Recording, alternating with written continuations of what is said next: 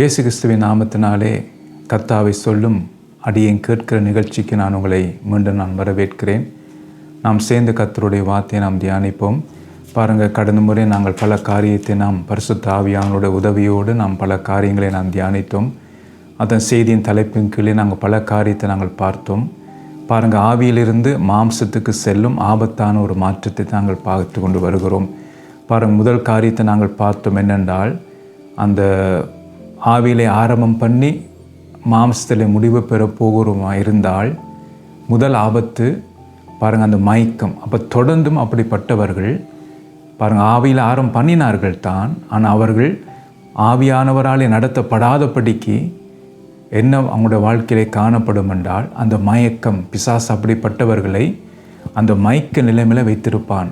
அப்போ அந்த மயக்க நிலம் இருக்கும் வரைக்கும் அவங்களுடைய வாழ்க்கையிலே மனம் திரும்புதல் இருக்காது. அதான் பாருங்கள், ஒரு பெரிதான ஒரு ஆபத்துக்குள் அப்படிப்பட்டவர்கள் கடந்து போய் கொண்டிருப்பார்கள்.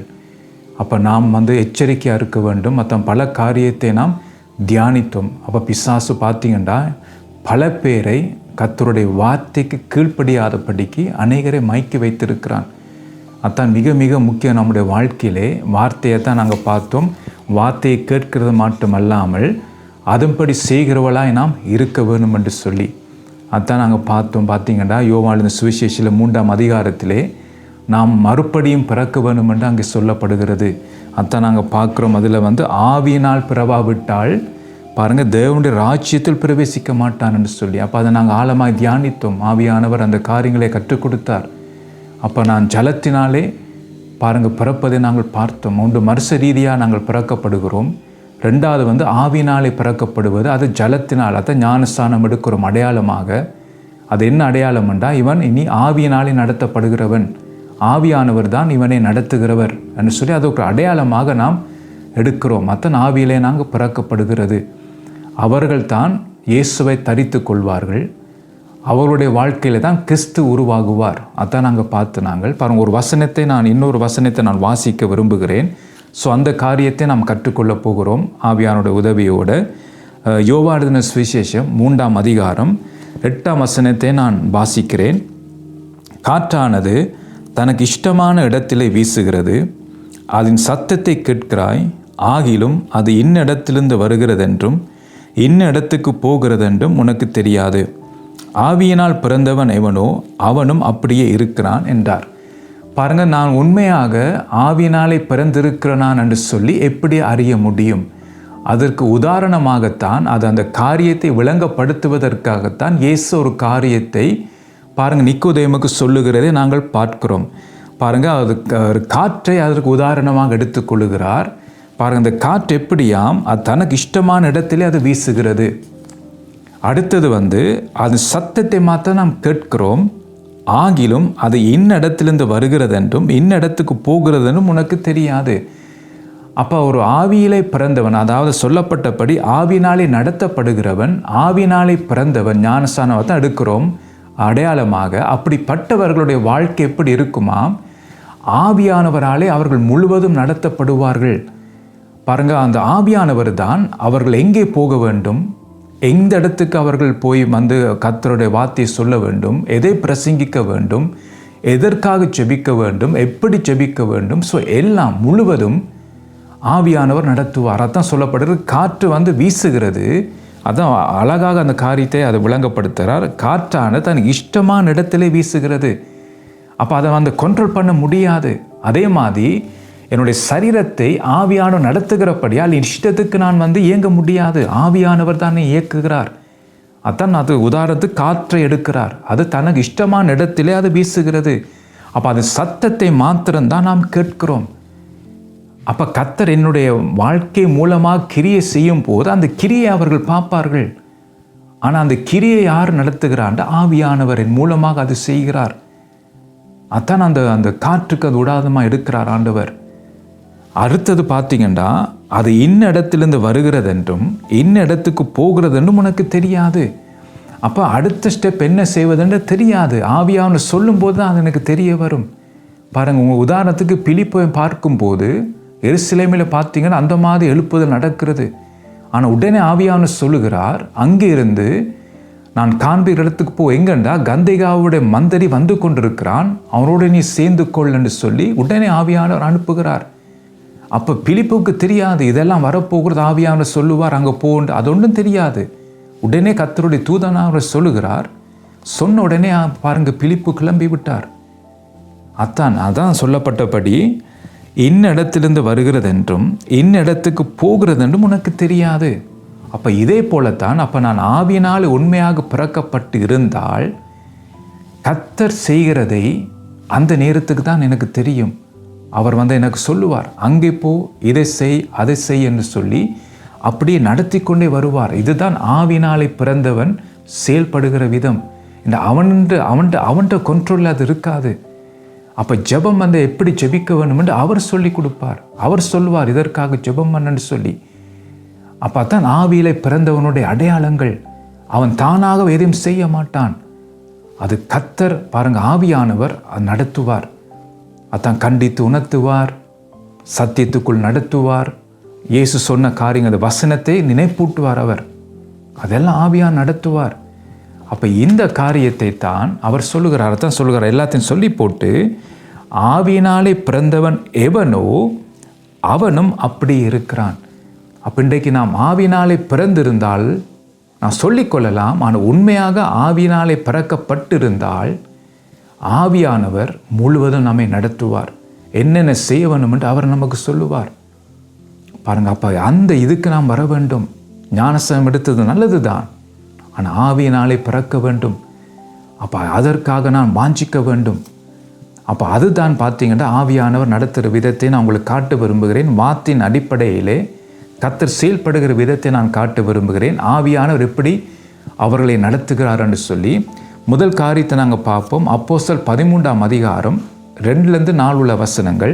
அவர்கள் கர்த்தருக்கு ஆராதனை செய்து உபவாசித்து கொண்டிருக்கும் போது பர்னபாவும் சவுலையும் நான் அழைத்த ஊழியத்துக்காக அவர்களை பிரித்து விடுங்கள் என்று பரிசுத்த ஆவியானவர் திருவலம் பற்றினார்.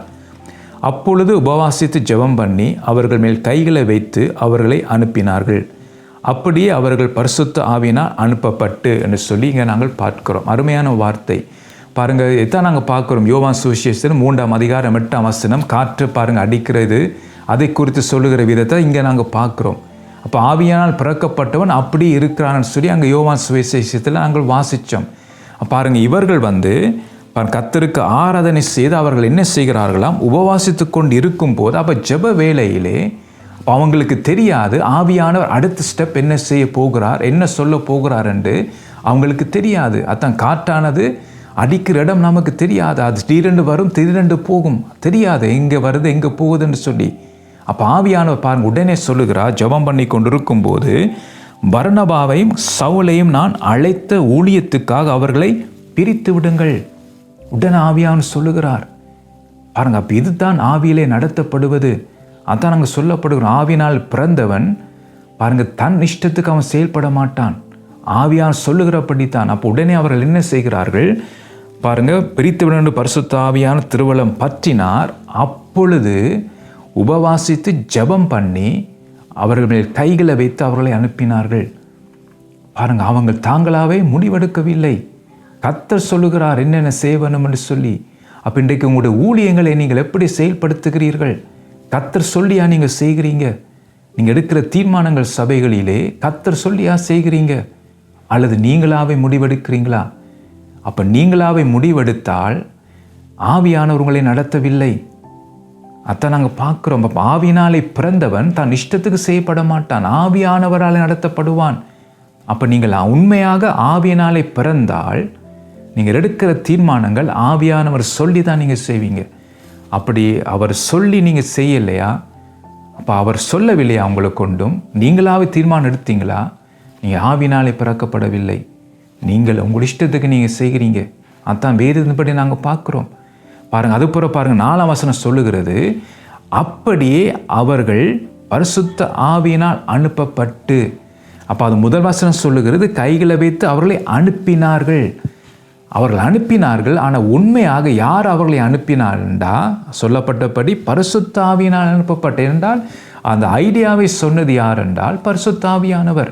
அவங்க ஜெபித்த காரியத்தை செய்தார்கள் தான், ஆனால் அவர்கள் செய்யவில்லை, ஆவியானவரால் அனுப்பப்பட்டார்கள். பாருங்கள், அதான் வேதம் எழுதப்பட்டிருக்கிறது. இதை நாம் வாசிச்சுட்டு போகிறோம், ஆனால் சிந்திப்பதில்லை.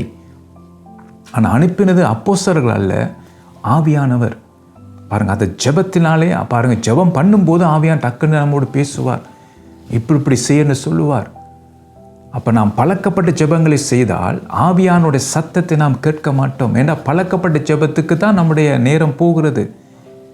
அப்போ ஆவியினாலே பிறந்திருந்தால், நான் ஜெபம் பண்ணி கொண்டிருக்கும் போது அந்த ஆவியிலே நிறைந்து யூதா 20 பார்க்கும்போது ஆவிக்குள் ஜெபம் பண்ணி என்று சொல்லி அங்கே அழகாக ஆவியானவர் எழுதி வைத்திருக்கிறார். அப்போ இந்த கடைசி காலங்களிலே ஒவ்வொருவரும் சிறியோரிலிருந்து பெரியோர் வரைக்கும் நாம் ஆவிக்குள் ஜெபம் பண்ண வேண்டும். அப்போ எவன் ஆவினாலே பிறக்கப்படுகிறானோ அவன் ஆவிக்குள் ஜெபம் பண்ணுவான். அப்போ அது தான் பார்த்தீங்கன்னா நம்முடைய வாழ்க்கையை மாற்றம், நம்முடைய ஜெபத்தில் ஒரு மாற்றம் வரும். நம்முடைய ஜெபத்தில் ஜீவன் இருக்கும். ஒரு பேர் ஜெபமாக இருக்காது, பேருக்கு ஜெபிக்கிற ஜெபமாக இருக்காது. அந்த பரிசேயனும் ஜெபித்தான் தான். பாருங்க, அது பேருக்கண்டு ஜெபித்த ஜெபம், அவனுடைய மனசாட்சி கண்டு ஜெபித்த ஜெபம். ஆனால் கர்த்தர் அவனுடைய ஜெபத்தை கேட்கவில்லை. பாருங்க, அதான் நான் சொல்லுகிறேன், ஜெபம் பண்ணுவது நல்லது தான், ஆனால் ஆவிக்குள் ஜெபம் பண்ணுவது சிறந்தது, அது மிகவும் நல்லது.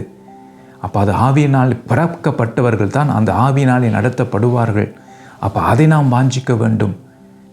நம்முடைய வாழ்க்கையிலே ஆண்டவரே ஆவியினாலே நிறைந்து, ஆவியானவரே நீர் என்னை நடத்த வேண்டும், அதை நாம் வாஞ்சிக்க வேண்டும். பாருங்கள், அடுத்தது பார்ப்போம். 2வது முதல் ஜெபத்திலே ஆவியானவர் நடத்துகிறதை நாங்கள் பார்த்தோம். 2வது நாங்கள் பார்ப்போம் அப்போஸ்தலர் 16ஆம் அதிகாரம் 6-10 வசனங்கள். அவர்கள் பிரிகியா கலாத்தியா நாடுகளை கடந்து போன போது ஆசியாவிலே வசனத்தை சொல்லாதபடிக்கு பரிசுத்த ஆவியினாலே தடை பண்ணப்பட்டு மீசியா தேசம் மட்டும் வந்து பித்தினியா நாட்டுக்கு போக பிரயத்தனம் பண்ணினார்கள். ஆவியானவரோ அவர்களை போக ஒட்டாதிருந்தார். அப்பொழுது அவர்கள் மீசியா பக்கமாய் போய் துரோவாவுக்கு வந்தார்கள். அங்கே ராத்திரியிலே பவுலுக்கு ஒரு தரிசனம் உண்டாயிற்று. அது என்னவெனில், மக்கதோனியா தேசத்தான் ஒருவன் வந்து நின்று, நீர் மக்கதோனியாவுக்கு வந்து எங்களுக்கு உதவி செய்ய வேண்டும் என்று தன்னை வேண்டிக் கொண்டதாக இருந்தது. அந்த தரிசனத்தை அவன் கண்டபோது அவர்களுக்கு சுவிசேஷத்தை அறிவிக்கும்படி கர்த்தர் எங்களை அழைத்தார் என்று நாங்கள் நிச்சயித்து கொண்டு உடனே மக்கதோனியாவுக்கு புறப்பட்டு போக பிரயத்தனம் பண்ணி. பலங்க அழகாக நாங்கள் பார்க்கிறோம். முதலாவது ஜெபத்தை நாங்கள் பார்த்தோம், ஆவியானவர் அந்த ஜெபத்திலே அவர் கிரியை செய்கிறதை நாங்கள் பார்த்தோம். 2வது ஊழியத்தில் நாங்கள் பார்க்கிறோம். பாருங்கள், அப்போஸ்தலர் காலத்திலேயே எழுப்புதல் வந்ததென்றால் அவர்கள் ஆவியானவர் நடத்துகிறபடி அவர்கள் நடந்தார்கள். அத்தான் ஆதியில் எழுப்புதல் வந்தது. இன்றைக்கே நான் எழுப்புதல் இல்லை என்றால் இன்றைக்கு அநேகர் தங்கள் இஷ்டத்துக்கு செயல்படுகிறார்கள். ஆவியானவர் சொல்லுகிறபடியில் தேவன் சொல்லுகிறபடி செயல்படுவதில்லை, தாங்களாகவே செயல்படுகிறார்கள். அதுதான் இன்றைக்கு எழுப்புதல் இல்லாமல் இருக்கிறது. பாருங்கள், இங்கே நாங்கள் பார்க்கும்போது 6ஆம் வசனத்திலே ஆசியாவிலே வசனத்தை சொல்லாதபடிக்கு பரிசுத்த ஆவியினாலே தடை பண்ணப்பட்டு. அப்போ நாம் என்ன செய்வோம் என்றால், நாம் என்ன நினைப்போம் என்றால், பிசாசு தடை பண்ணுகிறான், வசனத்தை பிரசங்கிக்கப்படாதபடிக்கு பிசாசு தடை பண்ணுகிறான். ஏனென்றால் நம்ம அந்த ஆவினாலே நிறைவு நமக்கு இல்லாததினாலே அதை நாம் உணர்ந்து கொள்ள மாட்டோம். இந்த தடை ஆவியானவர் தடை பண்ணுகிறாரா அல்லது பிசாசினால் இந்த தடை வருகிறதா என்று நம்மளை உணர முடியாதபடி இருக்கும். அதனால்தான் ஆவியினாலே பிறக்கப்படுவது மிக மிக முக்கியம் நம்முடைய வாழ்க்கையிலே. இந்த தடை வரும்போது நாம் உடனே நினைப்போம் இது பிசாசாலே வருகிறது என்று சொல்லி. இந்த ஆவியானவர் தடை பண்ணுகிறார் இங்கே. அப்போ நமக்கு அந்த ஆவி நிறைவு இல்லாட்டால், பரிசுத்த ஆவியினாலே பிறக்கப்படாட்டால் நாம் என்ன நினைப்போம் என்றால் பிசாசு தடை பண்ணுகிறான். அப்போ நாம் எப்படியான ஜெபத்தை செய்வோம் என்றால் பிசாசுக்கு எதிராக நான் ஜெபம் பண்ணுவோம். ஆனால் உண்மையாக நாம் பார்க்கும்போது இங்கே எழுதப்பட்டபடியால் நமக்கு தெரிகிறது ஆவியானவர் தான் தடை பண்ணுகிறார் என்று சொல்லி. ஆனால் அதை எப்படி நாம் அறிந்து கொள்வோம் என்றால், ஆவியினாலே நான் நடத்தப்படும் போது தான் இந்த தடை கர்த்தராலே வருகிறதுன்னு சொல்லி நமக்கு தெரியும். அங்கே நாங்கள் பார்க்கும்போது பாருங்கள், தடை பண்ணப்பட்டு மீசியா தேசம் மட்டும் பித்தானியா நாட்டுக்கு போக பிரயத்தனம் பண்ணினார்கள். அப்போ வேறு இடத்துக்கு போக அவங்க ட்ரை பண்ணுறாங்க. பாருங்கள், ஆவியானவரோ அவர்களை போக ஒட்டாதிருந்தார். அப்போ 2 முறை தடை வருகிறது என்றால் அவர் தேவனுடைய சித்தம், தேவனுடைய திட்டம் பார்த்தீங்கன்னா வசனம் அறிவிக்கத்தான் வேண்டும். ஆனால் இப்போது அது மக்கெதோனியா தேசத்துக்கு போக வேண்டும். அங்கே தான் மிக மிக முக்கியம், வசனம் அங்கே போக வேண்டும் என்று. அதனால் வேறு இடங்களுக்கு அவங்க சத்தியத்தை சொல்ல வேண்டும் என்று இருந்தாங்கள் தான். ஆனால் ஆவியானவர் தடை பண்ணினார். பாருங்க, இப்போ சரியான ரூட்டுக்கு ஆவியான அவளை நடத்துகிறார். தான் நாங்கள் பார்க்குறோம். அங்கே ராத்திரியிலே பவுலுக்கு ஒரு தரிசனம் உண்டாயிட்டு 2 முறை தடை பண்ணினார். பாருங்க, 3ஆம் முறை ஆவியான தரிசனத்தின் மூலமாக ஆண்டவர் வெளிப்படுத்துகிறார். பாருங்க, அந்த தரிசனத்திலே அதான் சொல்லப்பட்டிருக்கிறது, மக்கெதோனியா தேசத்தான் ஒருவன் வந்து நின்று நீர் மக்கெதோனியாவுக்கு வந்து எங்களுக்கு உதவி செய்யும் என்று சொல்லி அந்த தரிசனம் இருந்தது. அப்போ பவுலுக்கு தெரிஞ்சது, கர்த்தர் இப்போது மக்கெதோனியாவுக்கு நம்மை அழைத்து கொண்டு போகிறார், அங்கே போகும் சொல்லும்படி எங்களுக்கு உணர்த்துகிறார் என்று. பாருங்கள் எப்படி ஊழியம் நடக்கிறது என்று பாருங்கள். அப்போ இப்படியான காரியங்கள் இந்த நாட்களிலே நமக்கு வேண்டும். இன்றைக்கு நாம் பழக்கப்பட்ட ஊழியங்களும் பழக்கப்பட்ட ஜெபங்களும் பழக்கப்பட்ட வேத வாசிப்புகள் நாங்கள் செய்து கொண்டு இருக்கிறபடியினால் ஆவியினாலே நடத்தப்படுவதற்கு நாமே தடையாக இருக்கிறோம். நம்முடைய பழக்க வழக்கம் தடையாக இருக்கிறது, நம்முடைய பாரம்பரியம் தடையாக இருக்கிறது, ஆவியா நம்மை நடத்த விடாதபடிக்கு. அப்போ நாம் கவனமாக இருக்க வேண்டும். இன்றைக்கு என்னுடைய வாழ்க்கையில், நம்முடைய சொந்த வாழ்க்கையில் எழுப்புதல் வேணுமா? நம்முடைய குடும்ப வாழ்க்கையில் ஒரு எழுப்புதல் வேணுமா? நம்முடைய சபையின் வாழ்க்கையில் எழுப்புதல் வேணுமா? நாம் ஆவியிலே நாம் மறுபடியும் பிறக்கப்பட வேண்டும். ஆவியானவர் முழுவதும் நம்மை நடத்துவதற்கு நாம் விட்டு கொடுக்க வேண்டும். ஆவியானவர் பார்த்தீங்கன்னா யாரையும் கட்டாயப்படுத்தி நடத்த மாட்டார். நாம் விட்டு கொடுக்கும்போது தான் நம்மை நடத்துவார். பிசாசு அப்படியல்ல, அவன் கட்டாயப்படுத்திய உள்ளுக்குள்ளே அவன் கிரியை செய்வான். ஆனால் ஆவியானவர் அப்படியல்ல. ஆவியானுடைய வழிநடத்தலுக்கு நாம் ஒப்பு கொடுக்கும் போது அவர் முழுவதும் நம்மை நடத்துவார். அத்தங்க நாங்கள் பார்க்கிறோம். பாருங்கள், 2 விதமான காரியங்களிலே ஆவியார் நடத்துகிறதை நாங்கள் பார்க்கிறோம். ஜெபத்திலே ஆவியார் நடத்துகிறார், ஊழியத்திலே நடத்துகிறார், இன்னும் பல காரியங்களை ஆவியார் நடத்துவார். இன்றைக்கு அவருடைய வழிநடத்தலுக்கு நீங்கள் உங்களை விட்டு கொடுக்குறீங்களா? ஆவியானவர் உங்களை நடத்துவதற்கு நீங்கள் விட்டு கொடுக்குறீங்களா? அதான் நம்முடைய வாழ்க்கையிலே முக்கியம். ஆவியார் நம்மை நடத்த வேண்டும், நாமவே செயல்பட போகக்கூடாது. அது மிக மிக முக்கியம். பாருங்க, அப்போ கர்த்தருடைய வார்த்தை நம்முடைய வாழ்க்கையிலே நாட்டப்பட வேண்டும். அதான் கடந்த முறை நாங்கள் பார்த்து அப்போ இதுதான் முதல் ஆபத்து என்னென்றால், நம்முடைய மைக்கேல் நிலைமையில் நம்ம வைத்திருப்பது. அந்த வார்த்தை வல்லமை உள்ளது. அந்த வார்த்தைக்கு இடம் கொடுத்தால் அது நம்முடைய வாழ்க்கையை மாற்றும், நம்மை சுற்றி இருக்கிற நம்முடைய குடும்பத்தை அது மாற்றும், நம்முடைய சபையை மாற்றும். ஆனால் நம்ம எல்லாரையும் பிசாசு என்ன செய்திருக்கிறான் என்றால் அந்த மைக்கேல் நிலைமையில் வைத்திருக்கிறான். அப்போ நானும் நீங்களும் இந்த மைக்கு நிலைமை எழுந்திருப்பதற்காக நாம் கிரியை செய்ய வேண்டும். அதற்காக நாம் ஜெபிக்க வேண்டும். 2வது நாங்கள் பார்ப்போம் அந்த பிசாசுடைய அந்த ஆபத்து. முதலாவது மைக்கு நிலைமை, 2வது பார்த்தீங்கன்னா என்ன ஆபத்து அதை நாங்கள் பார்ப்போம். மத்தேயு 13ஆம் அதிகாரம் 19ஆம் வசனத்தை நான் உங்களுக்கு வாசிக்கிறேன்.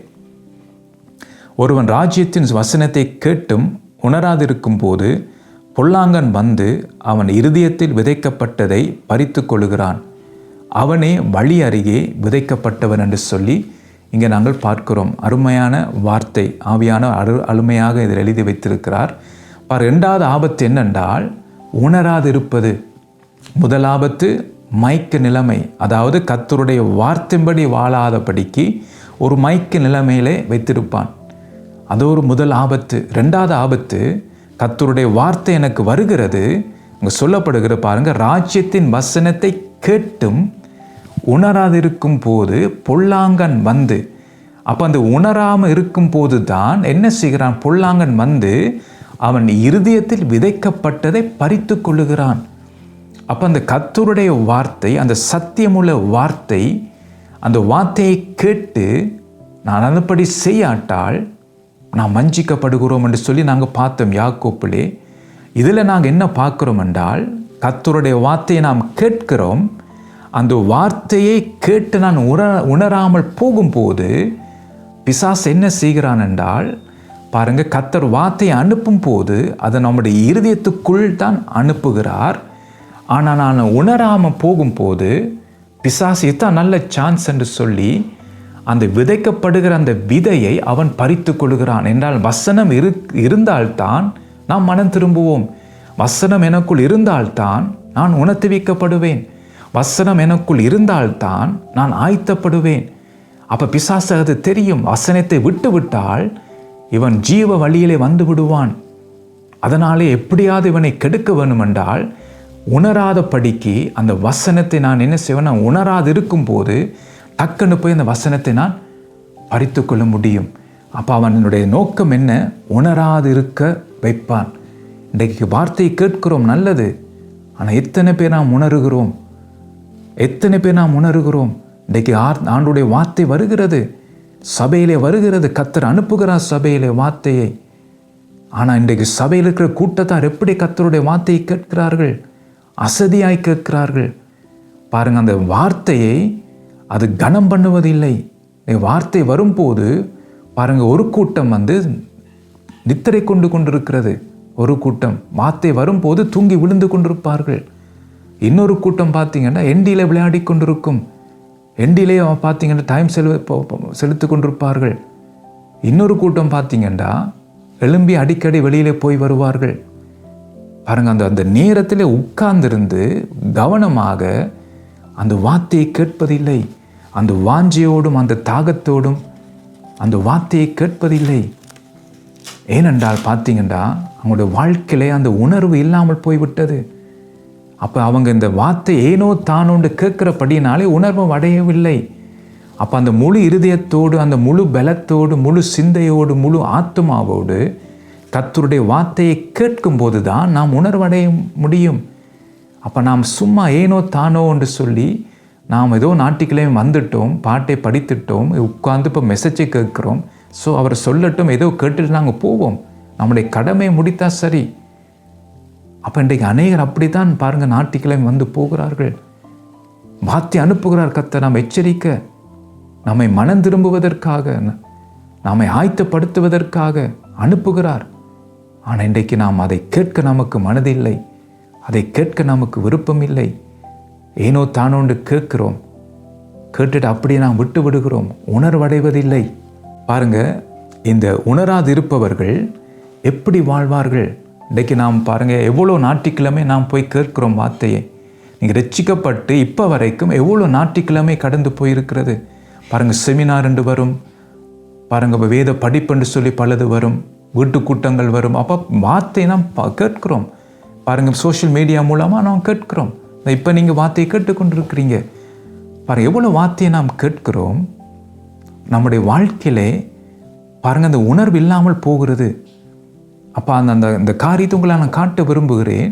நம்முடைய வாழ்க்கையில் நாம் உணர்வடையாமல் போனால் அப்படிப்பட்டவருடைய வாழ்க்கை எப்படி இருக்கும் என்று சொல்லி நான் காட்ட விரும்புகிறேன். பாருங்கள், மத்தேயு எழுதின சுவிசேஷம் 24ஆம் அதிகாரம் 37-39 வசனங்களை நான் வாசிக்கிறேன். நோவாவின் காலத்தில் எப்படி நடந்ததோ அப்படியே மனுஷகுமாரன் வரும் காலத்திலும் நடக்கும். எப்படி எனில், ஜலப்பிரளயத்துக்கு முன்னான காலத்திலே நோவா பேழைக்குள் பிரவேசிக்கும் நாள் வரைக்கும் ஜனங்கள் புசித்தும் குடித்தும் பெண் கொண்டும் பெண் கொடுத்தும் ஜலப்பிரளயம் வந்து அனைவரையும் மாறிக்கொண்டு போகும் மட்டும் உணராதிருந்தார்கள். அப்படியே மனுஷகுமாரன் வரும் காலத்திலும் நடக்கும். பாருங்கள், இப்போ மனுஷகுமார் வரும் காலத்திலே நாங்கள் வந்து விட்டோம். இந்த கடைசி காலத்துக்குரிய யுத்தங்களை நாங்கள் பார்க்கிறோம். ஸோ இதெல்லாம் பாருங்கள், தீர்க்கதரிசனங்கள் எல்லாம் நிறைவேறி கொண்டு வருகிறது பாருங்கள். அப்போ இந்த காலகட்டத்தில் நாங்கள் இருக்கிறோம். அப்போ எப்படி நோவாவின் காலத்திலே பாருங்கள், நோவா தற்காலத்திலே வரும் காலத்தை குறித்த எச்சரிப்பு பெற்று பயபக்தி உள்ளவனாக மாறி தன் குடும்பத்தை ரட்சிக்க பேழை உண்டு பண்ணினான். பாருங்கள், நோவாவும் அவனுடைய குடும்பமும் ரட்சிக்கப்பட்டார்கள், மற்றவர்கள் எல்லாரும் அழிக்கப்பட்டார்கள். அதே போல தான் இப்போ நடக்க போகிறது. கர்த்தர் எச்சரித்து கொண்டிருக்கிறார். இன்றைக்கு நாம் எத்தனை பேர் உணர்வடைகிறோம்? நோவா உணர்வடைந்தார், அவர் பயபக்தி உள்ளவனாய் மாறினார். அதோடு நிறுத்தவில்லை, தன் குடும்பத்தை ரட்சிக்கிறது கேட்ட கிரியை செய்தார், பேழை உண்டு பண்ணினார். ஆனால் அதே நேரம் நீதியை பிரசங்கித்தார் என்று சொல்லி நாங்கள் பார்க்குறோம் கர்த்தருடைய வார்த்தையை. அப்போ பாருங்கள், மற்ற ஜனங்களுக்கும் சத்தியத்தை சொன்னார், தான் நீதியை பிரசங்கித்தார். ஆனால் யாரும் அந்த வார்த்தைக்கு செவி கொடுக்கவில்லை, அதை சீரியஸாக எடுக்கவில்லை. அதனாலே அவர்கள் எல்லாரும் சான்ஸ் கொடுக்கப்பட்டது தான். பாருங்கள், கிட்டத்தட்ட வேத பண்டிதரை சொல்லுகிறார்கள், கிட்டத்தட்ட 100 ஆண்டுகள் இந்த பேழையை கட்ட சென்றதுன்னு சொல்லி நோவா. அப்போ அந்த 100 ஆண்டுகளும் அவர் நீதியை பிரசங்கித்தார்.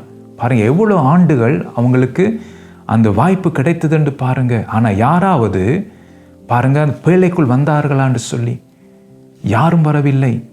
நோவா பாருங்கள், அவனுடைய குடும்பம், மற்ற மிருகங்கள் அவர்கள் தான் ரட்சிக்கப்பட்டார்கள். அதே போல தான் இன்றைக்கும் கர்த்தருடைய வார்த்தை வருகிறது. ஆனால் இன்றைக்கு அநேகருக்கு உணர்வில்லை. நல்ல சான்ஸ் நாம் மனம் திரும்புவதற்கு. ஆனால் அந்த சான்ஸை யாரும் பாருங்க, அந்த சான்ஸ் எடுக்கவில்லை. இன்றைக்கு எதற்காக பிரயாசப்படுகிறார்கள் அநேகர்? உலகத்தாரை பற்றி நான் சொல்லவில்லை, இன்றைக்கு ரட்சிக்கப்பட்டவர்களை பற்றி சொல்லி கொண்டிருக்கிறேன். நல்ல சான்ஸ் இருக்கு மனம் திரும்புவதற்கு.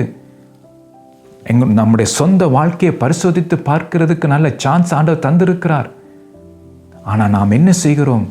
நாம் உணர்வடையாமல் படி நாம் இருக்கிறோம் என்ற அந்த நாட்களிலே என்ன நடந்தது பார்த்தீங்கன்னா, நோவாவின் காலத்தில் எப்படி நடந்ததோ அதான் சொல்லுகிறார். அந்த நோவாவின் காலத்தில் எப்படி ஜனங்கள் இருந்தார்கள், அவங்க எப்படி வாழ்ந்தாங்க, அவங்களுக்கு சான்ஸ் கிடைத்தது. நோவாவின் மூலமாக நீதியை பிரசங்கித்தார் ஆண்டவர், எல்லாம் சொன்னார். கர்த்தரும் பொறுமையாய் காத்திருந்தார். ஆனால் என்ன நடந்தது? அவர்கள் என்ன செய்தார்களாம் பாருங்க. மனுஷகுமார் வரும் காலத்தில் நடக்குமா? இப்போ மனுஷகுமார் வரும் காலத்தில் நாங்கள் வந்திருக்கிறோம். அவங்க எப்படி வாழ்ந்தாங்களாம்? எப்படி எனில் ஜலப்பிரளயத்துக்கு முன்னான காலத்திலே. அப்போ மீட்கப்படும் நாள் வருகிறதுக்கு முன்பாக காலத்தில் நாங்கள் இருக்கிறோம். மீட்கப்படும் நாள் வெகு சீக்கிரத்துக்குள் வரப்போகிறது. நம்முடைய மீட்பு இருக்க போகிறது. அப்போ பாருங்கள், அந்த காலத்தில் ஜலப்பிரளயத்துக்கு முன்னான காலத்திலே நோவா பேழைக்குள் பிரவேசிக்கும் வரைக்கும். அப்போ பாருங்க, அப்போ நம்முடைய காலத்தில் பார்க்கும்போது மற்ற மீட்கப்படும் நாள் வரப்போகிறது.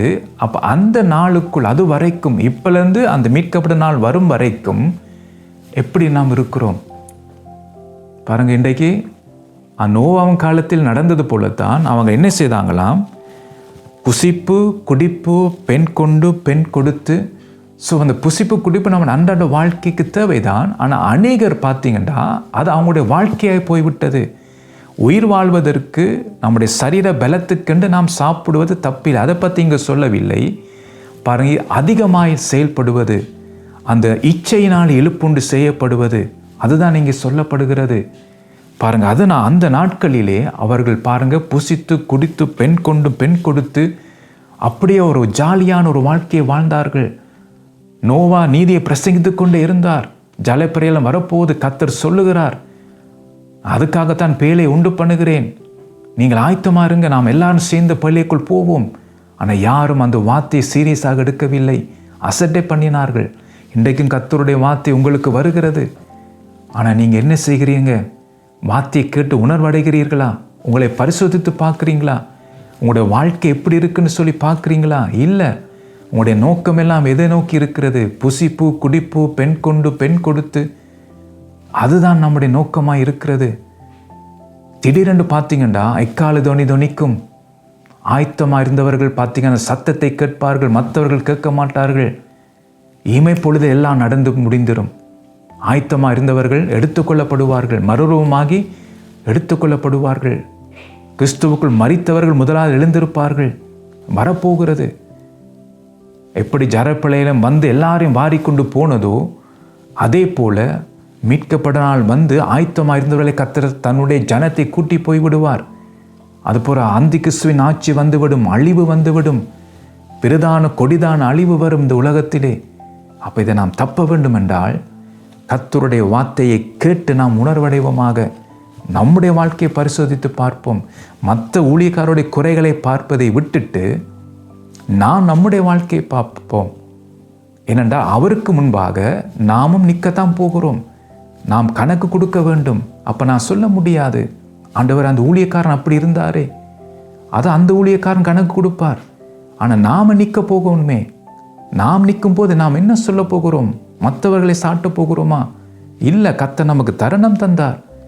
கர்த்தர் வார்த்தை அனுப்பினார். சொல்லுவான், உனக்கு வார்த்தை அனுப்பினேன், வார்த்தை நீ கேட்டாய், ஆனால் நீ உணர்வடையவில்லை. எத்தனை முறை உனக்கு நான் வார்த்தை அனுப்பினேன். ஒவ்வொரு முறை நீர் வார்த்தையை கேட்டு அந்த சகோதரனுக்கு இந்த வார்த்தை பொருந்தும், அந்த சகோதரிக்கு இந்த வார்த்தை பொருந்தும் என்று சொல்லி மற்றவர்களோடு ஒப்பிட்டு பார்த்தா ஒழிய உன்னை நீயே அந்த வார்த்தைக்கு முன்பாக நிறுத்தவில்லை. உன்னை நீயே பரிசோதித்து பார்க்கவில்லை. அது மற்றவர்களுக்கு, அது அவர்களுக்கு, இவர்களுக்குன்னு சொல்லி மற்றவர்களுக்கு தான் அந்த வார்த்தை எடுத்தா ஒழிய உனக்குன்னு அந்த வார்த்தை நீ எடுக்கவில்லை. பலமுறை உனக்கு நான் எச்சரித்தேன், பலமுறை நான் உனக்கு வார்த்தை அனுப்பினேன், உனக்கு தருணங்களை கொடுத்தேன்.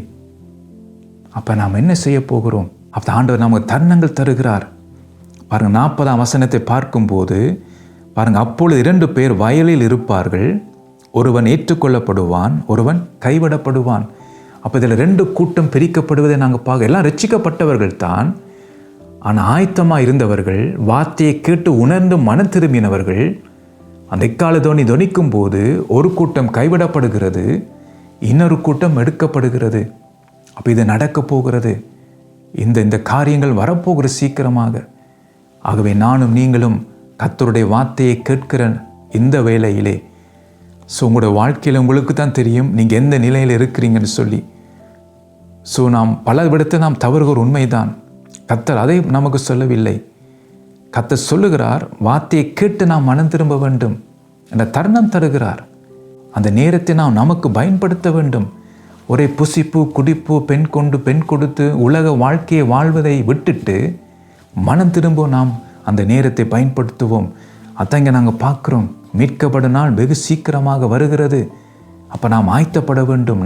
நாம் உணர்த்துவிக்கப்பட்டு மனம் திரும்ப வேண்டும். அதான் இங்கே நாங்கள் பார்க்கிறோம். முதலாவது என்ன செய்தால் ஜனங்கள் பாருங்கள், இந்த உணர்வு இல்லாதவர்கள், இந்த உணராதபடி இருக்கிறவர்கள், முதலாவது அவங்க உலக வாழ்க்கைக்கு தான் வாழ்வாங்க. புசித்து குடித்து அதுக்கு முக்கியத்துவம் கொடுப்பாங்க. அதற்தான் அவங்களோட வாழ்க்கையில் முக்கியமாக இருக்கும். பணம் சம்பாதிப்பது, பிள்ளைகளை படிப்பு காரியங்கள், வீடு கட்டுவது, வீடு விற்பது.